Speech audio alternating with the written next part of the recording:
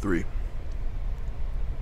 At the beginning of Nazism in Germany, I was several times asked by Germans in what respect they were abnormal, for though they were unable to accept Nazism, not doing so made them doubt their own normality. Those who stuck to their instinctive reactions and, in a higher sense, remained normal and on the right path, yet fell into misery and complete disaster. They were impressed by the collective impulse, though they were right in not joining the movement. In that case, misery fell upon people who had done the right thing. I want to look at this question from another angle.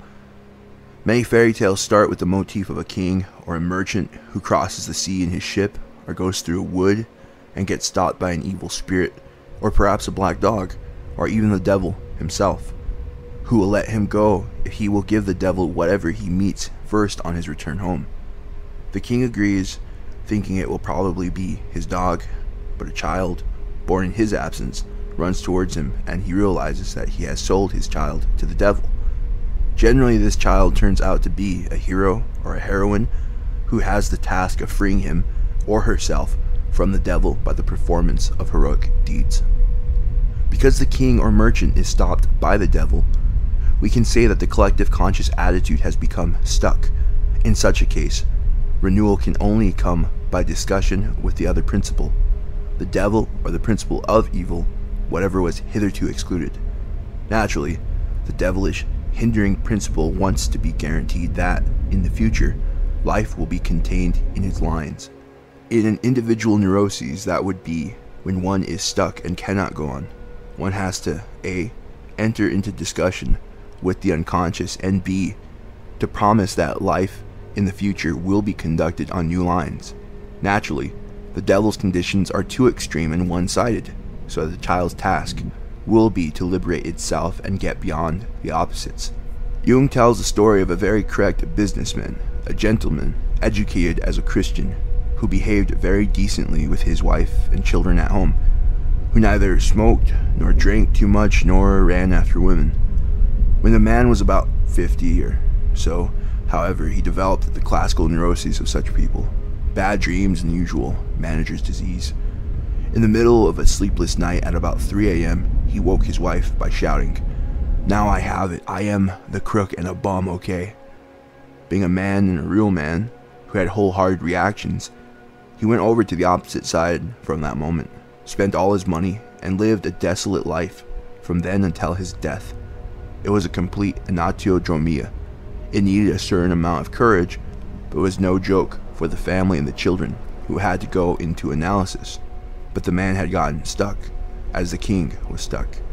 The devil presented his bill, and life went on the devil's path, for the man could not free himself and get on the middle path to himself. A fairy tale which begins in this way, in showing the necessity of a change to the opposite, could be paralleled with our story, in which the frog speaks with the parents who have gotten stuck. They have no children, and their land is no longer fertile. Here, though, the frog does not threaten to steal the child, but to give it. The tension is not as great as in the first case, and the unconscious offers continuation of life with no conditions attached. It offers a new possibility to the existing conscious attitude, but nevertheless we must expect and can see from the story that payment will be exacted. The demands of the dark world will probably still come up, as they do at the baptism. Then the dark side of nature appears, asserting its claim on the child. There are other variations. In a medieval version, 3 fairy godmothers bear the names of Lucina, Venus, and Themis. I spoke earlier of this quattrocento tendency to give the names of known classical goddesses to the contents of the unconscious. The rewriter of the story chose to call the evil fairy godmother Themis, and I think his intuition is quite remarkable. Lucina is a name of the Roman goddess Juno. She was particularly the goddess who helped women in childbirth. The name of Venus speaks for itself. Themis, justice, is the one who is hurt, who curses the child and has the function of the bad fairy godmother. She represents an aspect of the mother goddess which has been very much forgotten in our civilization, but which exists in many primitive civilizations and in antiquity. That is, a feminine principle which contains a strange kind of severity and revengefulness. and which does not coincide with the parallel male attitude. When we think of revenge or punishment, revenge is an older form of punishment. We think of the law, of its transgression, and of punishment according to established laws, for that is our custom. To make laws and decide what is to happen to those who break them is in our countries a man's way of dealing with the problem. Our laws are based on Roman law and patriarchal mentality, so that we always think of punishment as having to do with the masculine world, and of women as representing the principle of charity and the making of exceptions. In medieval time, the Virgin Mary was represented as taking under her cloak the sinners, who, under divine law, would go to hell or purgatory, but for whom she obtained better conditions from God. That men make the laws and deal with worldly matters, and women have the role of pleading for leniency, fits the old patriarchal family pattern, where father does the punishing and insists on schoolwork, and mother begs for leniency, saying that father is too severe. Though this pattern often does not fit with reality, it is the pattern all the time. The problem of justice and punishment in the male world is linked up with the idea of just laws, and justice means that everybody gets the same punishment for the same sin. It is based on statistical thinking, and there are no exceptions, unless there is a regulation to cover them. That is a defense against an overgrowth of evil, but it is a one-sided way of looking at the problem. According to mythological standards, there is also feminine justice, and a feminine principle of revenge. What would that be, according to the rules of law and justice as we see them? It would be more individual and personal, one might say, as we look at it. The law represents the logos principle. There is a basic idea that a certain order must prevail in the family and in life. Certain rules have to be made, and those who do not keep to them must be punished. It is a protest against chaos, and typical of a rational attitude toward life. But there is another process of revenge and punishment, which I would like to define as the revengefulness of nature. If, for 20 years, a person eats hastily and without even sitting down to do so, eventually he will probably be punished with stomach disorders. It cannot be called a legal punishment. It is the natural consequence. Wrong behavior is followed by bad luck or illness. Punishment and revenge are not brought about only by humans, but also by a process of revenge in nature. Sometimes the same thing happens psychologically, too. A wrong attitude, not necessarily immoral, but one not in accordance with nature, is also avenged, and the person will have had bad luck, though no moral law has been broken. It could be called punishment by natural processes, or revenge by the natural process of things.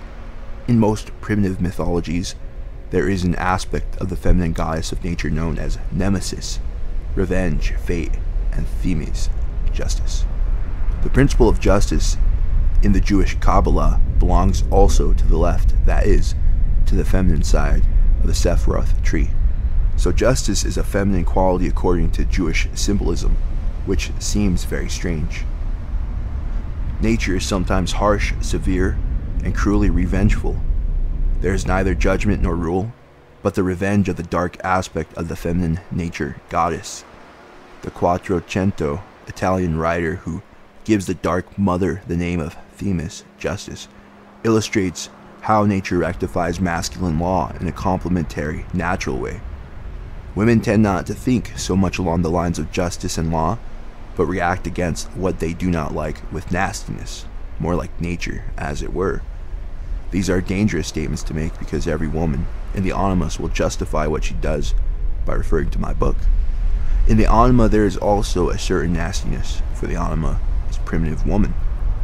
Women and men's entire Anima have a way of reacting to disagreeable situations by being downright nasty. Instead of being thought out or just punishment, nastiness is a kind of overflowing of a mood and is not, in all circumstances, unjustified. In certain situations, just to be nasty is the right answer. The vixen who bites the cub at a certain age does the right thing. By that she puts it on its own, which is how mothers sometimes can shake off children who cling too much to them. They just become like the animal mother and growl. At bottom, that is the revengefulness of nature in a positive aspect, though seen from the outside it is ugly. If the woman is in Tao and functioning according to the inner law of her being, she can afford that kind of feminine nastiness, and it is not animus possession. The animal who wants to be fed by its mother too long gets the nasty mother in revenge. The functioning of this feminine rule is not recognized in our patriarchal civilization, and therefore we think things must be just. I know the mother of an 8-year-old girl who's very lively and rather lonely, and always wants her mother to play with her. On her free afternoon, the mother parks the child out. At the last minute, however, the child always wants something. For instance, she is clever enough to say that she has done her sums, which she hates doing, and wants her mother to check them. From a rational point of view, the mother should help the child with her schoolwork. But in this case, from the feminine standpoint, the mother is right, for on the child's part, it is a calculated trick to keep her mother at home. Outwardly, of course, it looks completely wrong, if the child's request seems rational and just. When the situation is rationally on the side of the child, it needs a certain subtlety to be able to say that the mother is right. There comes the great question of whether she should follow the motivation underneath and just be nasty, or the upper, which is wrong for her. Women who have too great a sense of duty have difficulty in such a case, for they are apt to deviate from the instinctive reaction and think that a good mother with a Christian education should help the child with her schoolwork. It is a should, and therefore, from a feminine standpoint, an animus reaction, a well-meaning one, but still animus. The healthy reaction would be to say no. You see how terribly subtle the problem is, because you can take every word I have said to justify animus ideas against real instinctiveness.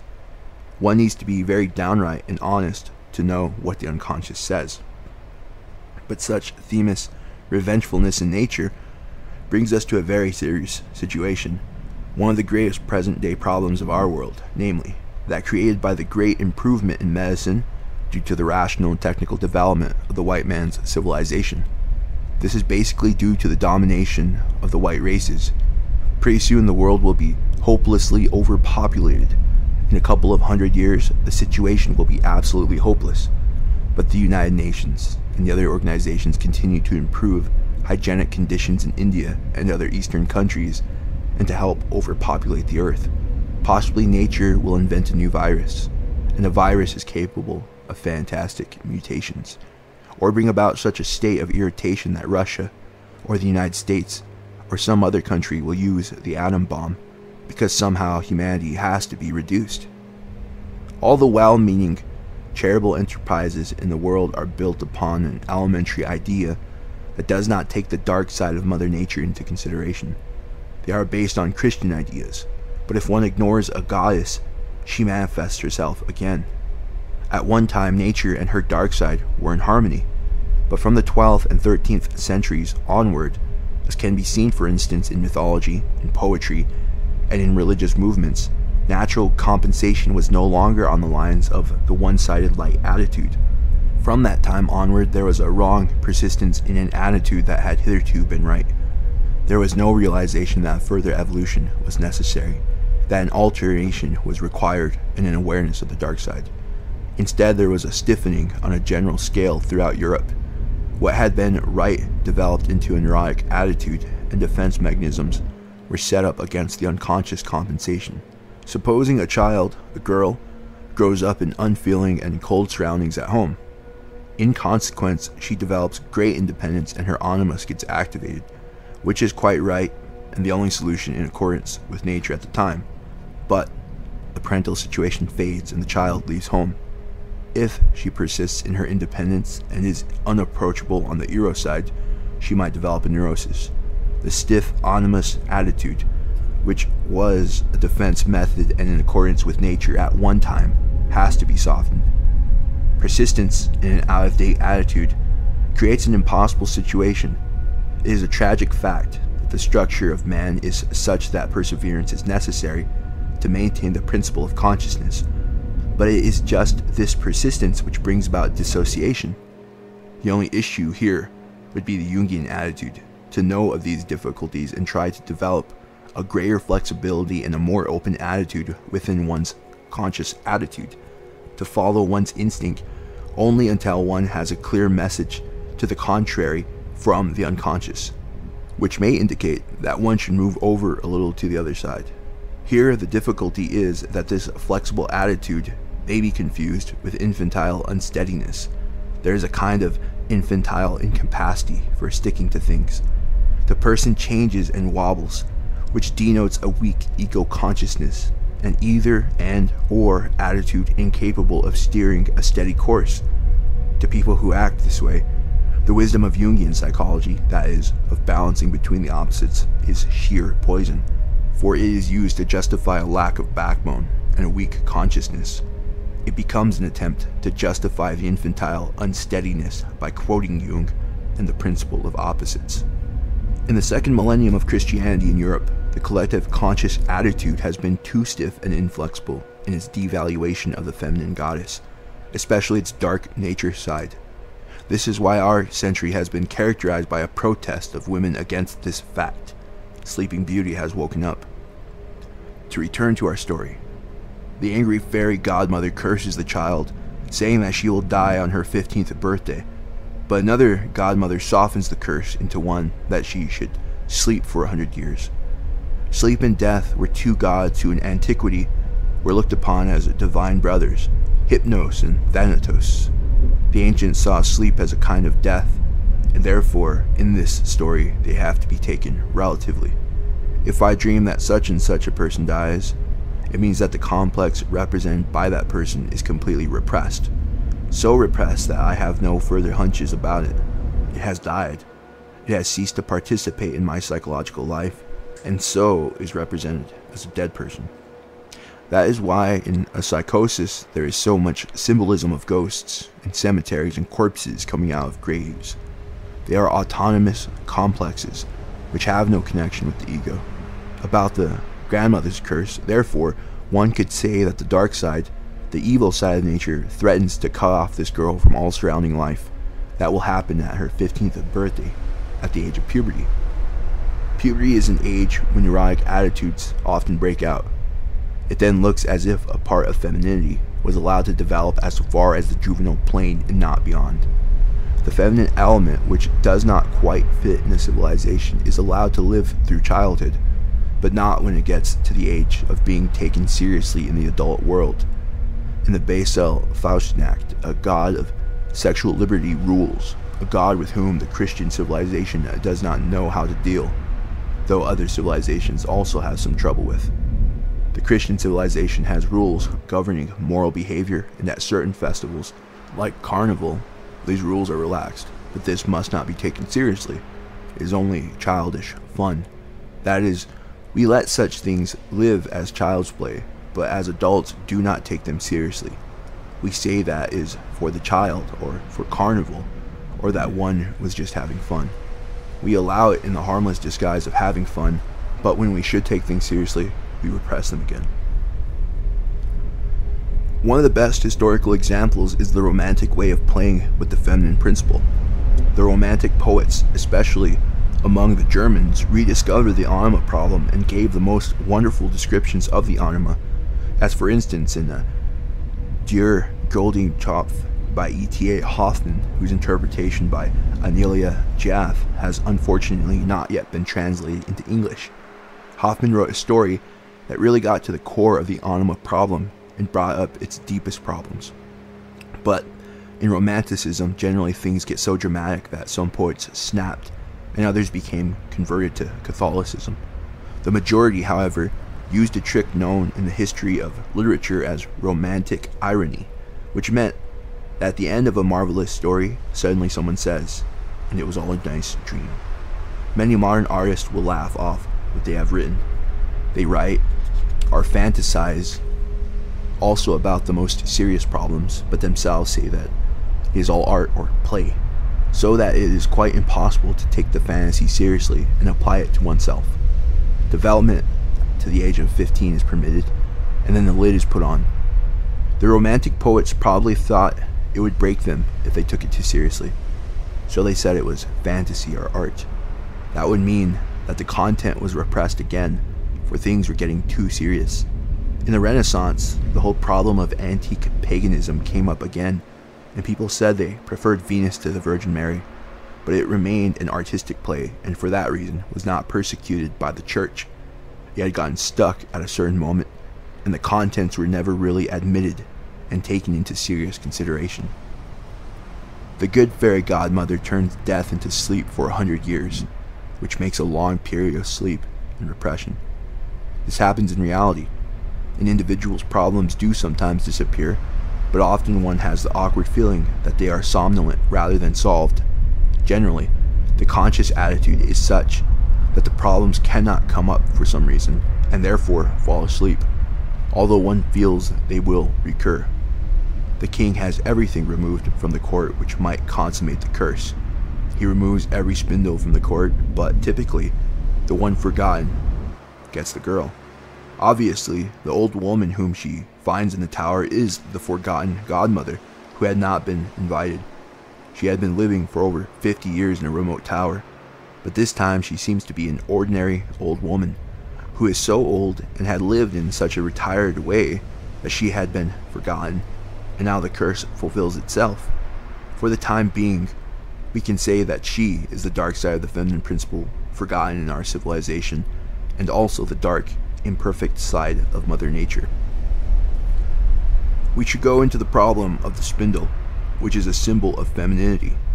In medieval Germany, one speaks of spindle kinship, just as one speaks of the distaff side of the family, in referring to relations on the mother's side. It was the sign of Saint Gertrude in the Middle Ages, who took most of the qualities of the pre-Christian mother goddesses, such as Freya, Hulda, Berchta, and others. The spindle is also the attribute of the wise old woman and of witches.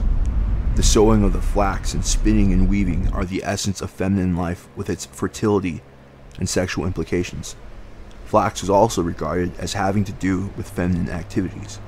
In many countries, women used to expose their genitals to the growing flax and say, "Please grow as high as my genitals are now." It was thought that the flax would grow better for that. In many countries, the flax is planted by the women, for it is linked up with their lives. A colleague, Carol Bowman, collected dreams of pregnant women and the dreams occurring immediately before and after birth, and published her results in a little paper which appeared in the first volume of Viertschrift zum 80, Geburtstag von C.G. Jung, under the title Psychological Experiences Connected with Childbirth. Here you will find that in some of the dreams, the motifs of threads and of weaving appear. I recently met with such a motif. A pregnant woman dreamed that a lot of women took her on a boat, although she begged for her husband. A very positive woman then turned up and showed her a piece of silk, explaining that it had been embedded so that the threads went this way and that way, giving a chameleon-like effect. The dreamer felt this was very numinous. Then two young women, twins, led her by the hand into the upper part of the boat.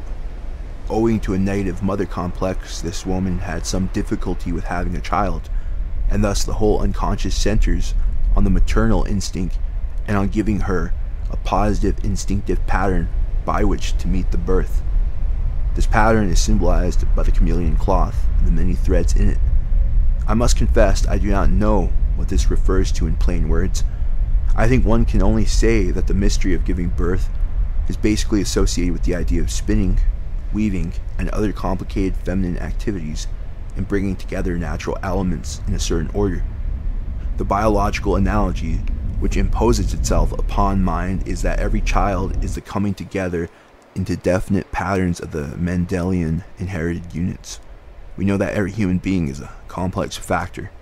We could call it a woven cloth of all the ancestral units, both biological and psychological, which make a single person, so that producing a child is like weaving it together from all the different elements, chemical, biological, and psychological. Konrad Lorenz has talked in his lectures of the patterns of behavior in animals being inherited according to the Mendelian laws. Patterns of behaviors in animals are subdivided into single actions. Those fragments of patterns follow Mendelian laws. Similarly, in every new child, there is a living mixture of psychosomatic elements which reorder themselves according to a certain pattern, and make a new being in a most mysterious form. This pattern of the way in which a child again becomes a whole from inherited psychological and physical patterns is what is referred to as feminine weaving. To this tremendous opus, the woman does not only contribute consciously, but with her whole being, and through her psychological substance. It also seems to me, from the little I know, that it is essential and positively important for the child that the fantasy of a pregnant woman and mother should in the early stages be centered around the child. I would say that if a mother thinks a lot about the child to come, prays and has fantasies about it, that is, spins and weaves for it, this fantasy activity prepares a nourishing ground for the child to be born into.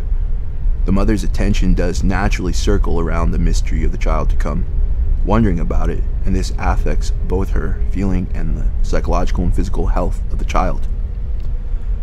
The woman who dreamed of the chameleon cloth was a professional woman and was very proud of herself that she could have the child by the way, that is, work to the end. She was proud of her good health and of her other activities, and was a very lively person, but I think she really missed the inward weaving for the child due to her negative mother complex. She had not realized that she must weave a web around the child with her fantasies and feeling expectations. Therefore, she had the dream to tell her that she must have the psychologically right attitude. Everybody who has knitted or done weaving or embroidery knows what an agreeable effect this can have, for you can be quiet and lazy without feeling guilty, and also can spin your own thoughts while working. You can relax and follow your fantasy and then get up and say you have done something. Also, the work demands patience, which for an animus temperament is quite an exercise. Only those who have done such work know of all the catastrophes which can happen, such as losing a row of stitches just when you are decreasing. It is a very self-educative occupation and enhances our feminine nature. It is immensely important for women to do such work and not give it up in the modern rush, but it can be abused, like all psychological activities. I once knew a painter who forbade his wife to knit. He said that women knitted in such a desperate way, putting all their sorrows and disappointments and anger into their knitting. And there is this side to it, for women do sometimes knit like mad. It has a double aspect. This man had had such a mother and had experienced the negative side, and so forbade his wife to knit, in spite of the fact that she was not like his mother. When knitting or spinning or weaving is characterized as negative, one can make a guess that the woman is making plots, that she is spinning a yarn or some kind of intrigue.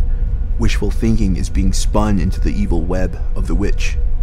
If the mythological context of the dream or fairy tale connects this activity positively with the conscious life of a feminine figure, it symbolizes the creating of the right atmosphere, an inner activity typical for a woman. A woman's task is to create a certain atmosphere, for she is mainly responsible for the ambience in the home, for the invisible feeling tone and the fantasies she has about her family. If that feeling tone is right, she can nourish the right attitude and adaptation for her family. If the wife trusts her husband and children without overvaluing them, the atmosphere is fertile, which makes the family want to live up to that trust. To have trust in her family and expectations for it is one of the tasks of the maternal attitude and will invite compliance. Nothing is more difficult for a child than to feel itself mistrusted, for it then feels itself to be a miserable creature. On the other hand, there are women who imagine that all their children are either a Savior or a Jesus Christ or the Blessed Virgin Mary, and this truly destroys the child. The Savior fantasy in mothers is very often at the bottom of the destruction of the son, for it affects the boy. The mother must spin the right kind of fantasy, neither overvaluing nor undervaluing the child, keeping it rightly in her mind and heart, and then it can go on its own way. Such things have been too much ignored. We hear much about pedagogics and preventing complexes and putting a child on a pot at 2 years old, etc., as if the outer rules were the whole thing.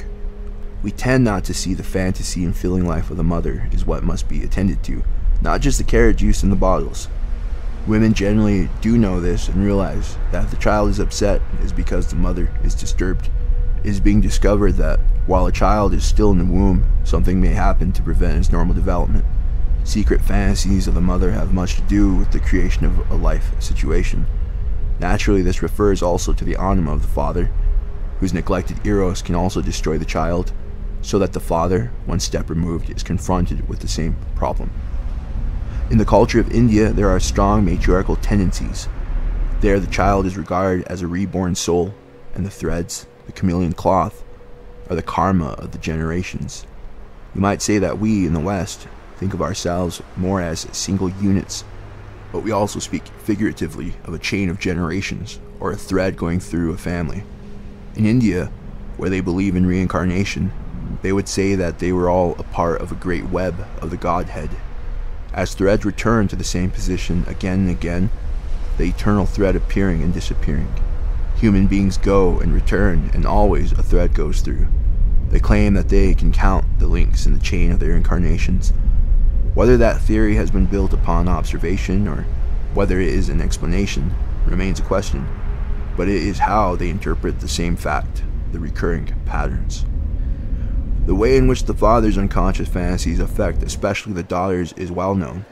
It is evidence when the man who does not come to terms with his anima problem parks his fantasies on the daughters, by expecting them to live what he did not, or by incestuous desires, and so disturbs the daughter's natural development.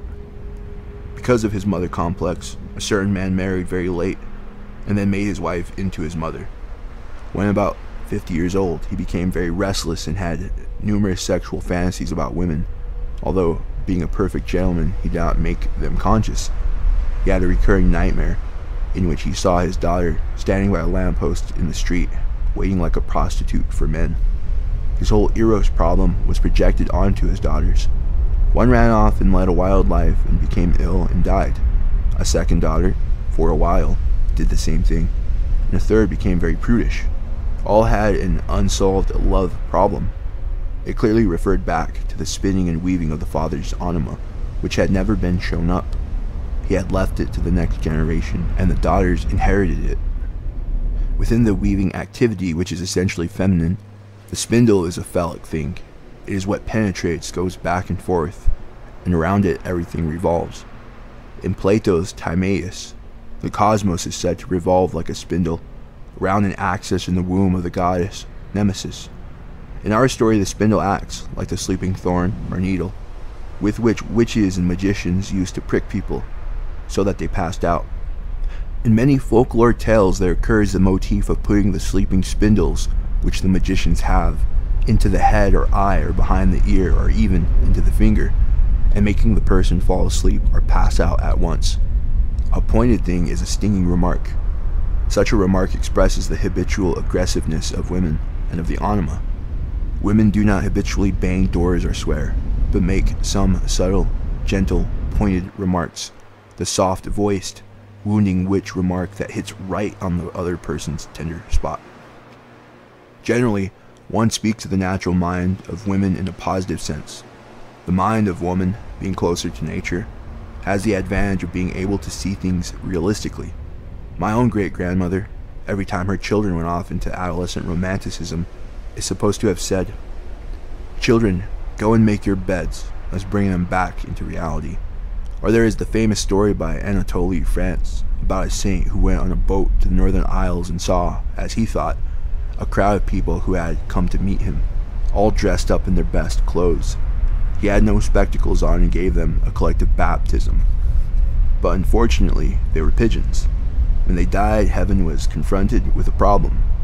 For having been baptized, they had a right to go to heaven, but on the other hand, animals were not admitted. What was to be done? The Father, the Son, and the Holy Ghost assembled, and it was such a difficult question that they had to ask all the church dignitaries and saints.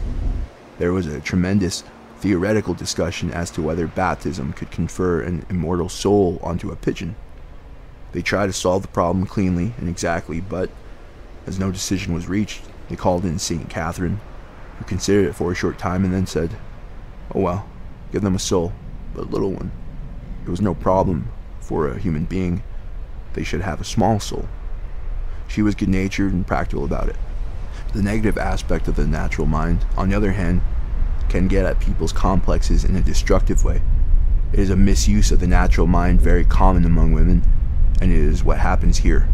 A negative fantasy on the part of Mother Nature hits the girl and puts her to sleep.